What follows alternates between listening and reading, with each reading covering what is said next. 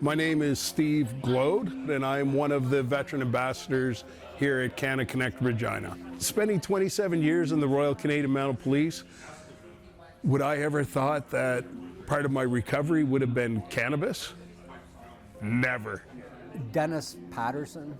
I'm a veteran. I was in the Air Force, and I was discharged, medically discharged, and I was struggling, and there was no help around for veterans or people struggling with post-traumatic stress disorder. It was a real battle, like uphill battle for me, because I didn't know anybody and I had nobody to talk to. I was under the care of a psychologist, thank God, but you know, you need more. Canada Connect is a company based out of Toronto, run by three young guys. I say young, younger than me. And what they did was, back in 2015, they formalized their company and they recognized there was a niche in the market for veterans who wanted to try to access a more holistic way of dealing with their injuries, whether it's mental or physical, through the use of cannabis, including CBD. And we do things like trauma-based yoga out here twice a week now. We'll do different things like ice cream socials. We'll do what you see here today, which is a veterans breakfast, just honoring veterans. Again, you don't have to be a client of Canada Connect to be here. You have to be a veteran or a first responder. We also open the doors up to other first responders. It's a sense of belonging, right? We all want to belong to something. If I had this, when I broke in 2015, I say the word broke, but when I was at the point of do I die or do I live, it was 2015. I was never on any long-term medications or anything like that.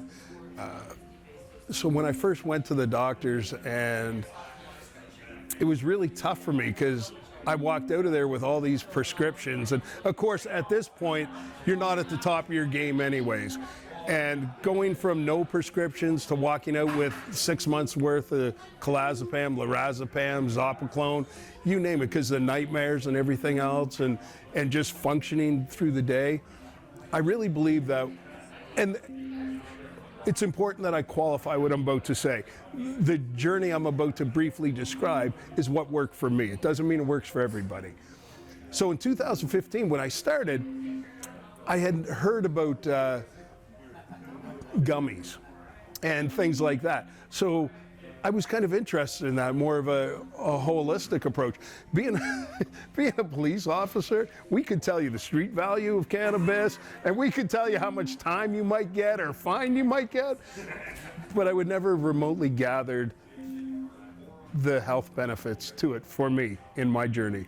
I don't know how many times I drove halfway here and turned around and went home. Before, we were suffering alone, and we didn't know where to go because there wasn't anybody that we could go and talk to.